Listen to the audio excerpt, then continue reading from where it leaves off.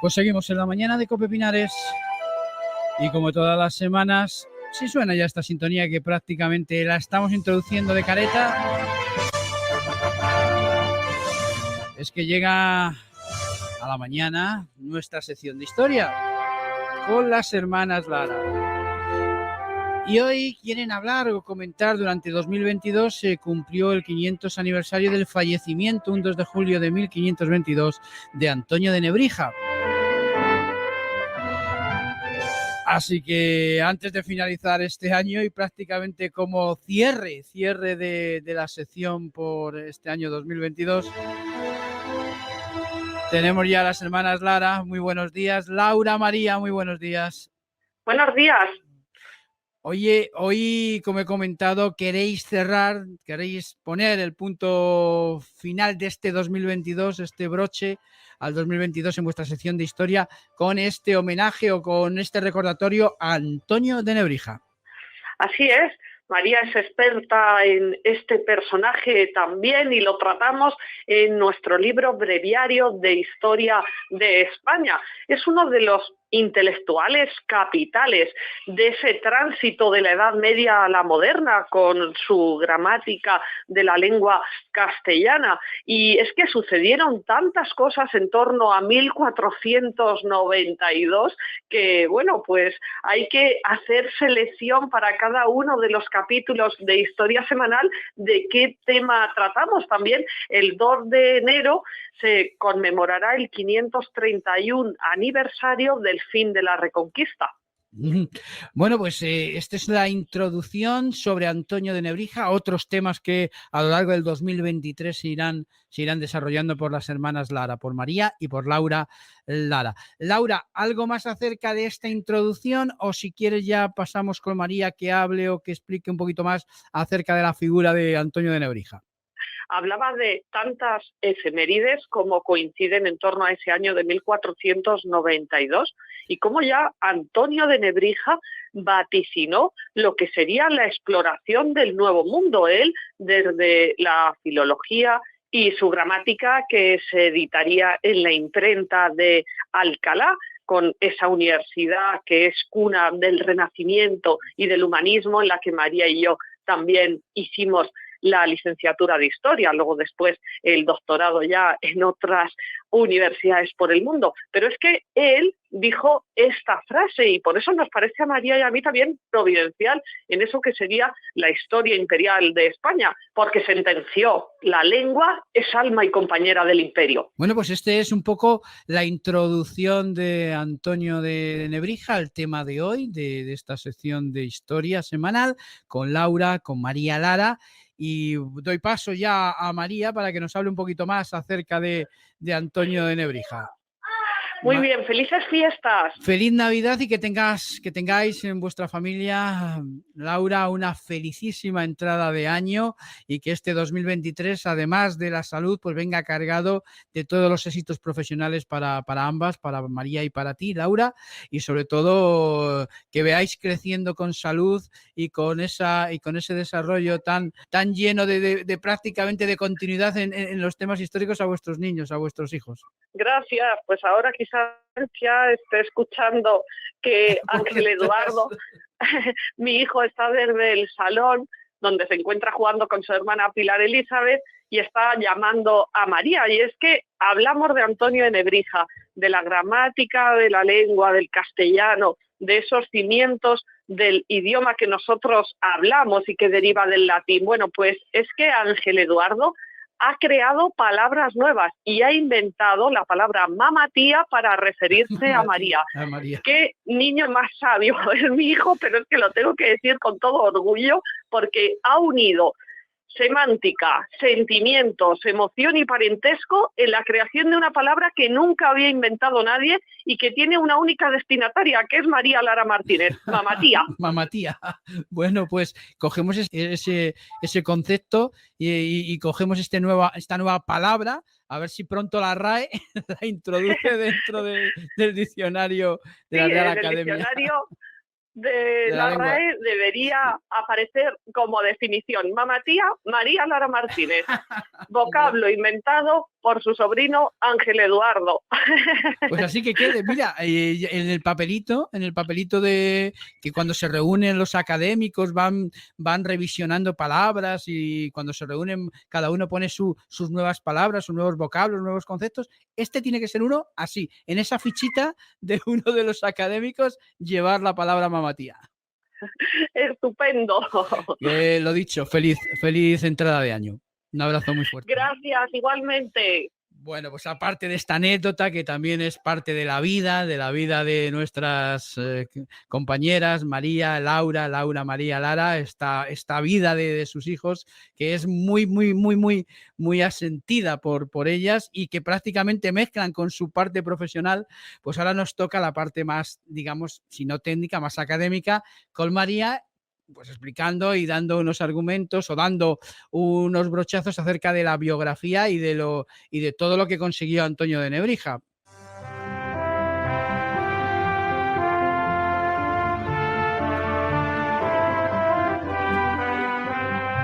Cuando quieras, María. Muy bien, porque Elio Antonio de Cala y Jarana no pudo imaginar cuando nació, hacia 1444, la fecha no es certera porque no se tiene exactitud del momento de su alumbramiento, sí de su muerte, pues no pudo imaginar que iba a ser una persona con tanto renombre. De hecho, lo conocemos como Antonio de Nebrija, aunque, como acabo de citar, sus apellidos eran otros. Su padre se llamaba Juan Martínez de Cala e Hinojosa y su madre Catalina de Jarana. Y, ojo, era el segundo de los 5 hijos. Tenía esa familia 3 chicos y 2 chicas y Antonio recibe el apellido con el que se hace célebre a partir de la pasión que siente por su tierra, por Lebrija, en Sevilla, y así es como él decide firmar sus trabajos.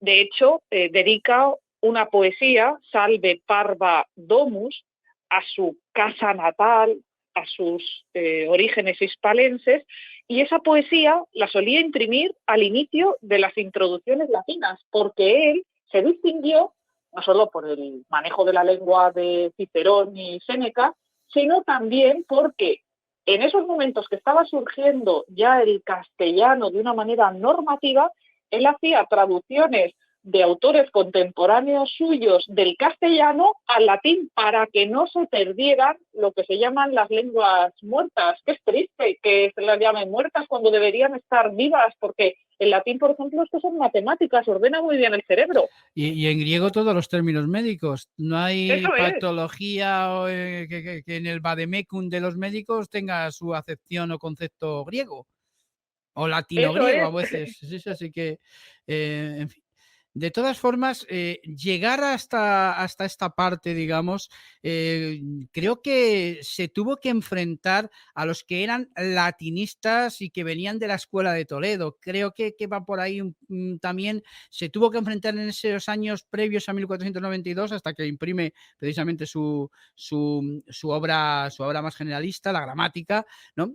Que no tuvo que pelearse con, digamos, los demasiado conservadores del latín, por decirlo en algún término más moderno. Sí, él hace del asunto de la antigua lengua su propia biografía personal. Se llamaba Antonio, pero añade Helio en recuerdo de esas lápidas que ve por su entorno, donde aparecían Helios, Elianos, Claro. porque sabemos que los romanos tenían como el nombre y los apellidos dividido en 3 partes, el praenomen, el nomen y el cognomen, así que él le pone Helio delante de Antonio a su denominación y va viajando por diversas universidades.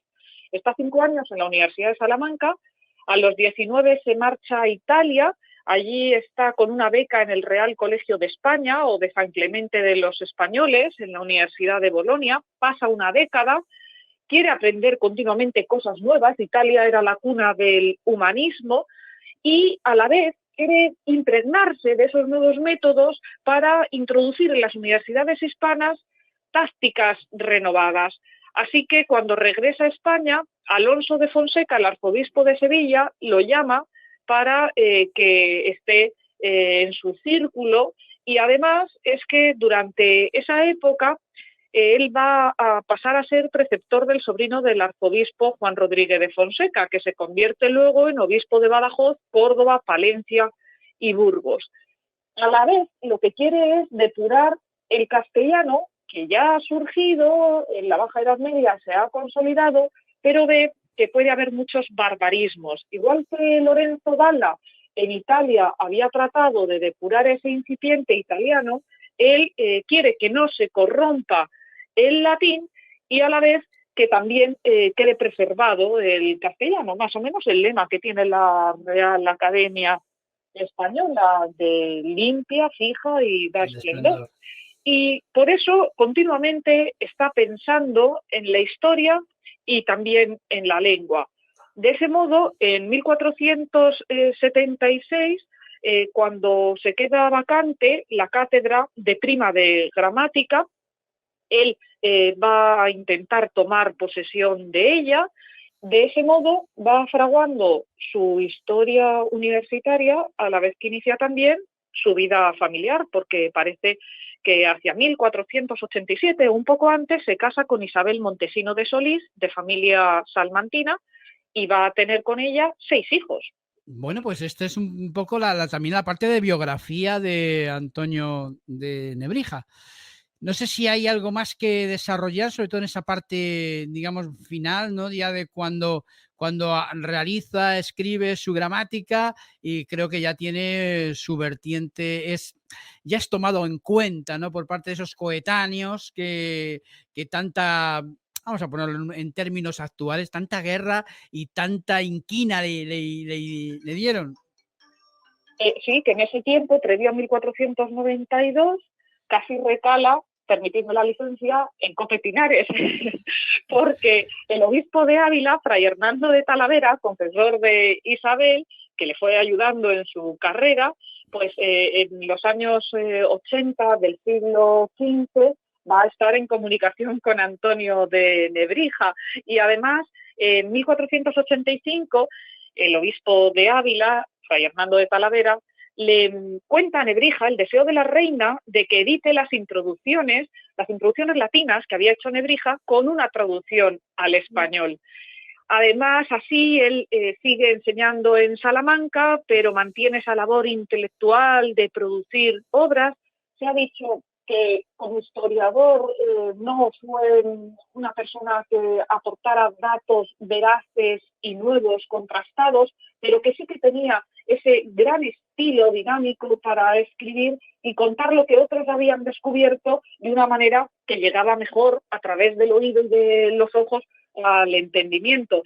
Pero de lo que no hay duda es de que fue un pionero de los filólogos, que también recibió la confianza del cardenal Cisneros, estuvo como profesor en la Universidad de Alcalá. Cisneros había ideado la fundación de la Universidad de Alcalá, pero también la edición de la Biblia políglota complutense, y en 1499 el Papa Alejandro VI le dio una bula creando a petición del cardenal Cisneros el Colegio de San Ildefonso, cuya primera piedra se pone en 1500. Así que Nebrija, que hacía 8 años que había publicado la gramática en 1492, pues 8 años después pasa a formar parte de ese equipo docente del cardenal Cisneros.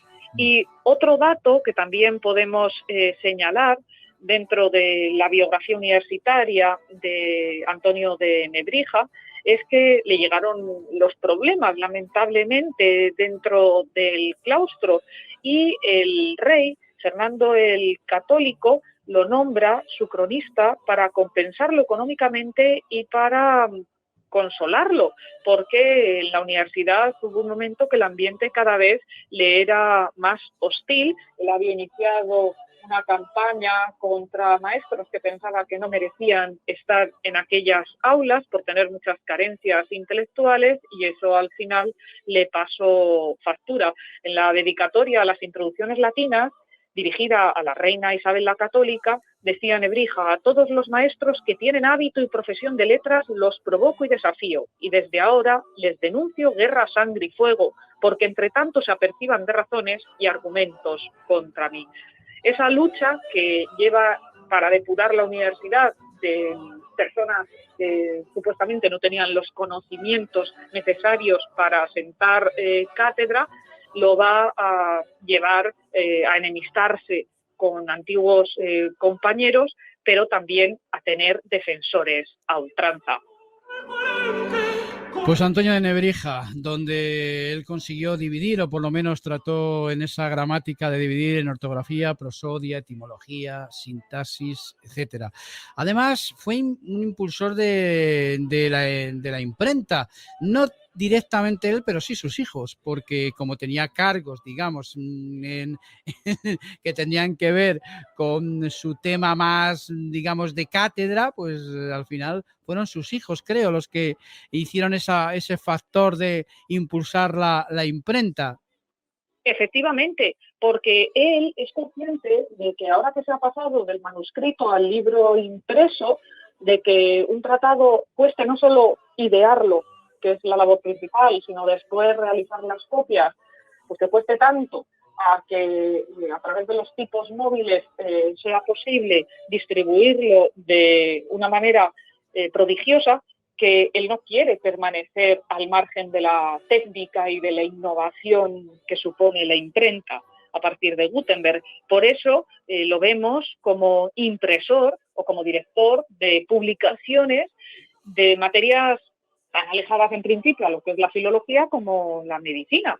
Pero es que del mismo modo también habla de enseñanza infantil, de las vestiduras del niño. Eso lo explica en un tratado sobre la educación, en De Liberis Educandis, y ahí habla, pues eso, de todo, de cómo se debe tratar al niño desde que nace, explorar sus vocaciones, la edad para comenzar los estudios, rechaza los castigos físicos, defiende la educación colectiva frente a la individual para que se socialice el niño dentro de la comunidad, y la educación física, sí, que sabía también de gimnasia, sí, bueno, de Nebrija. Pues ahí estuvieron en esa parte de impresores, pues su hijo, ¿no? Sancho de Nebrija, como su nieto, Antonio de Nebrija.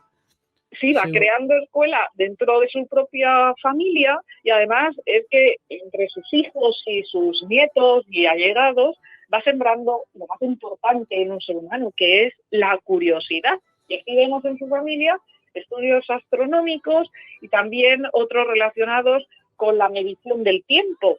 Ahora tenemos un reloj, o casi nadie ya a lo mejor llevamos reloj, porque en el móvil vamos consultando la hora, pero estamos acostumbrados a las semanas, los días, las horas, los minutos, los segundos. En la época de Nebrija eso no estaba tan claro, por supuesto. Así que Nebrija escribe un tratado que es la tabla de la diversidad de días y horas.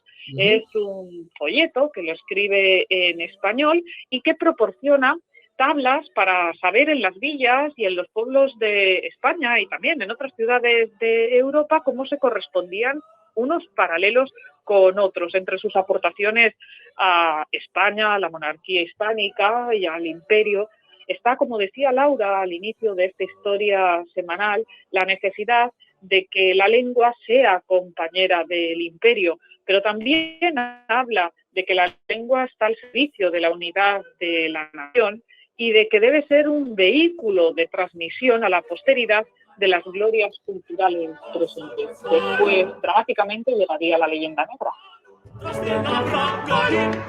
Pues una vida muy interesante, además de la académica, una vida muy interesante de propagar también el conocimiento con cuando descubrió y cuando vio que la imprenta precisamente se hizo impresor para poder postergar todos sus conocimientos y que fueran escritos y que fueran postergados, como les digo, a siguientes generaciones.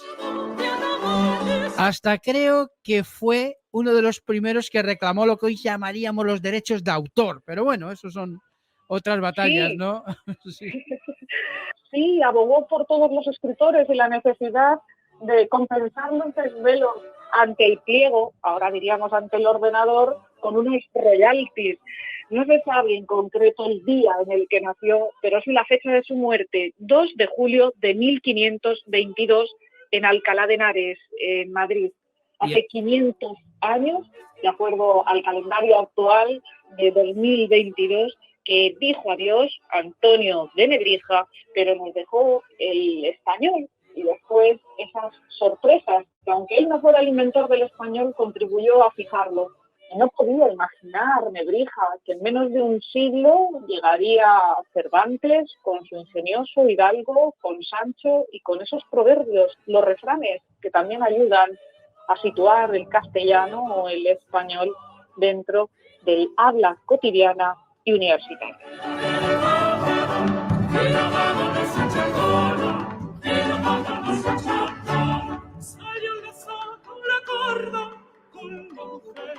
Pues así, con este final, con esta fecha de su fallecimiento y por tanto la conmemoración de este 500 aniversario, las hermanas María y Laura Lara han recordado y han homenajeado a Antonio de Nebrija.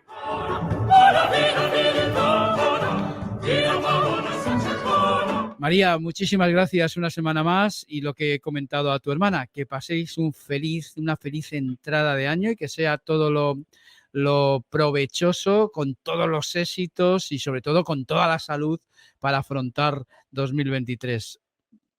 En Mentiras de la Historia de España, en nuestro nuevo libro, hablamos de Antonio de Nebrija y su pesquisa sobre Tartesos, pero eso será ya el motivo de la siguiente historia semanal. ¿Era andaluz alguno de los Reyes Magos? Ay, pues estamos ya deseando. Muchas gracias, hermanas. María, muchísimas gracias. Hasta la próxima. Hasta la próxima.